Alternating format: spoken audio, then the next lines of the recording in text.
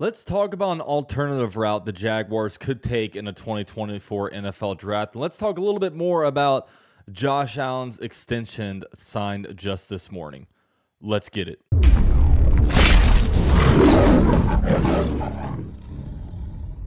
So as we all know, the Jaguars are drafting at number 17 overall in this upcoming draft. And you're looking at a lot of mock drafts, and you're seeing a lot of really wide receiver or cornerbacks kind of getting picked for the Jaguars. You know, some common names are like Terrion Arnold, Quinion Mitchell from Toledo's a common cornerback to fall to the Jaguars. You know, at wide receiver, there's like A.D. Mitchell, there's Brian Thomas Jr. These are some common names. And, you know, that's also really a big spark of conversation between Jags fans. It really does feel like most Jags fans are kind of debating between, you know, the two different groups, whether you're on team cornerback or you're on team wide receiver. And if I'm being quite honest with you, of course, you know, sometimes team wide receiver might get mad at team cornerback and talk about how their opinion is better than their opinion. But at the end of the day, both sides are right. Look, you can sell me on wanting the Jaguars get a wide receiver, or you can sell me on the Jaguars wanting to get a cornerback.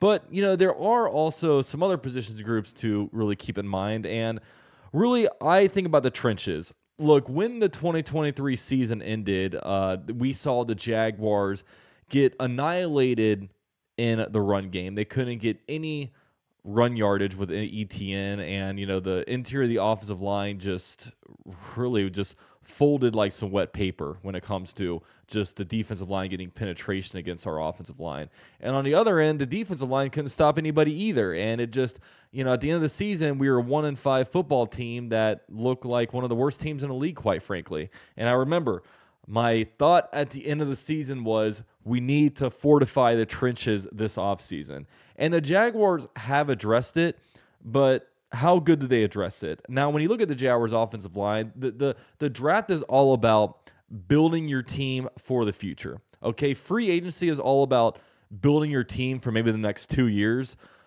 The draft is all about how do you shape this team for the next 4 years, and how do you get building blocks where you can re-sign these guys like Josh Allen did today, you know, to further contracts right when they're in the prime of their careers. So the Jaguars right now have one building block on the offensive line. Okay, that's Anton Harrison, right tackle from Oklahoma that the Jaguars drafted in the 2023 draft.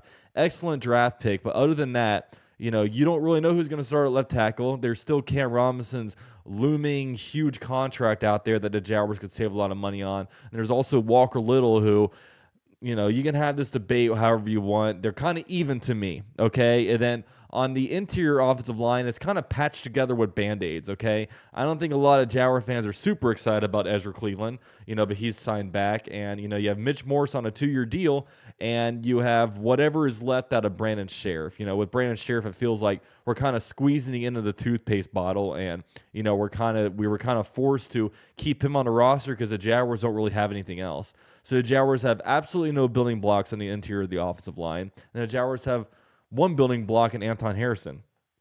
So some names to kind of keep in mind that are kind of around the Jaguars area in the draft are offensive tackle Olomiwa Fashamu from Penn State. Definitely did not say that name right. You know, also Tyler Guyton from Oklahoma is another guy that is kind of being seen mocked around the Jaguars. Amarius Mims from Georgia is a very intriguing one to me. If you talk about traits, this guy has it all, just I guess a little bit undeveloped. And also offensive tackle Graham Barton from Duke is another name out there. And how about the interior offensive line? Look, whatever happened to Jackson's Power Johnson? You know, in January and February, he was the most popular name out there, and the Jaguars signed Mitch Morse, so we never hear about him again. You know, could very well be up for the Jaguars. But I think with this, not a lot of offensive linemen are being mocked to the Jaguars just because, you know, when you look at 2024, the Jaguars pretty much already have their offensive line built, you know, for this year. And, you know, when you look back a year ago, there was nobody at right tackle. So it's very easy to be able to kind of mock a right tackle to be drafted to the Jaguars to plug and play day one. If the Jaguars draft any offensive lineman in this upcoming draft, they're probably not going to be a day one starter. So that kind of does factor into it all. So with all that said, while we're kind of talking about French first round picks, over on this video sponsor BetUS, I was browsing the site, and look, they have a bunch of new draft props out there. Some of my favorites actually being that you can place bets on different players potentially being drafted in the first round. And another one is you can bet the over-under on conference odds, like whether or not a specific conference will have 4.5 players get drafted in the first round over under. So some cool stuff like that. And with this video sponsor, BetUS, America's #1 sports book, they are currently offering a 125% deposit bonus match up to $2,500 on your first 3 deposits. That means if you put down $500, you're going to have $1,250 to play with. And BetUS also has 24/7 customer service and quick 24-hour payouts.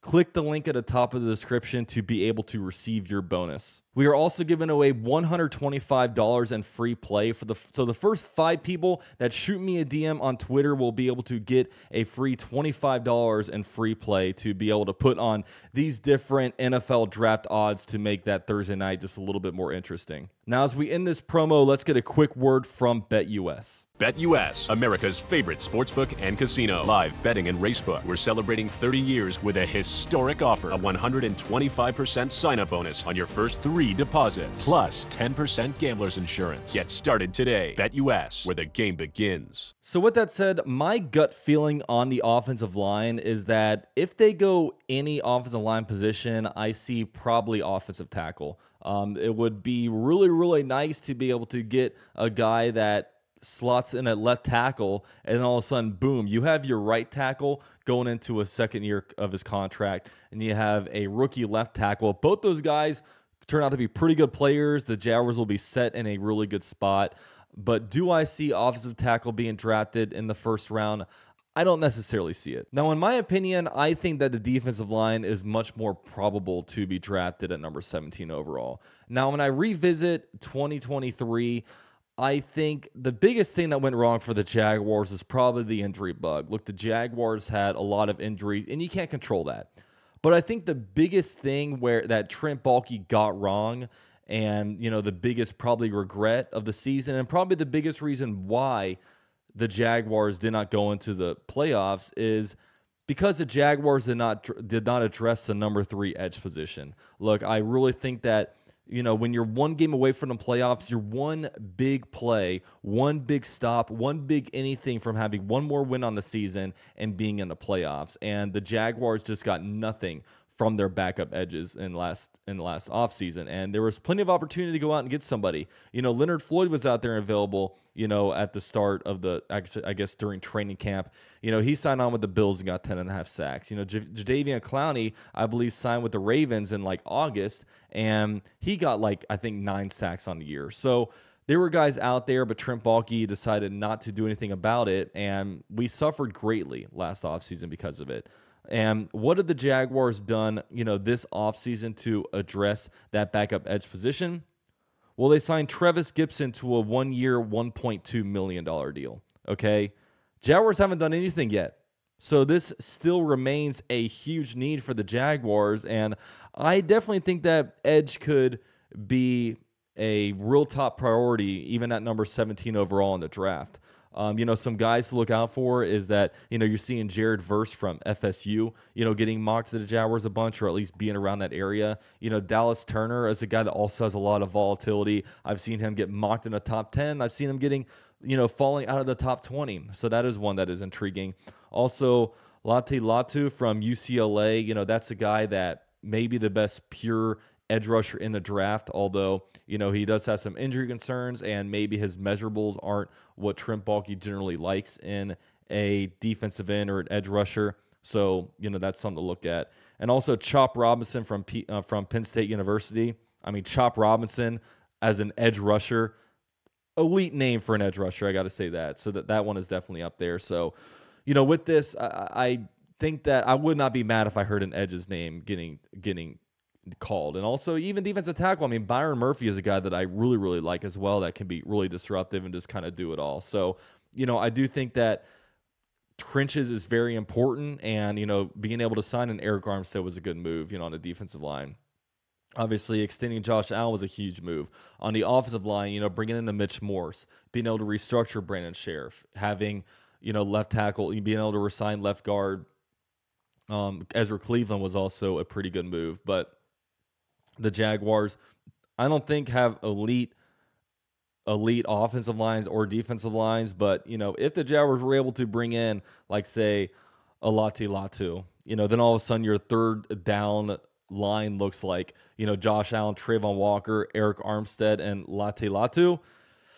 It's a lot better of a unit than he had in 2023. I'll tell you that much. So, we'll just see what the Jaguars wind up doing. And while we're talking about Josh Allen repping his jersey, I got to say the jersey aesthetic of Josh Allen in number 41.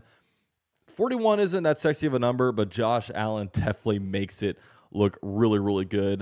Really happy that he's back. He signed a 5-year, $140 million deal with $88 million guaranteed. And it also helped bring the cap down by $14 million. So I don't know if the Jaguars plan to do anything with that. Maybe they're freeing up some money for a T. Higgins trade, Brandon Ayuk trade. I don't know. Just throwing it out there and, wishing something may happen. But, with all that said, like I said, happy he's back. And look, he had an incredible 2023 season. I think the main thing that, some people that might be down on this move is that, he needs to have consistency. And that's very, very true. Like all of a sudden in the contract year, he goes out and had what? I think it was like 17 and a half sacks or something like that. I think that was a number. So obviously we want to see more consistency out of it. And if he could keep having these kind of years, stacking them, at worst, he'll be in the pride of the Jaguars. At best, we could be looking at another Hall of Famer here in Jacksonville. And I would absolutely be here for it. So with all that said, thank you guys so much for watching this video. Huge shout out to BetUS for sponsoring this video. Like I said, 125% deposit bonus up to $2,500 on your first 3 deposits. Thank you guys for watching, and go Jags.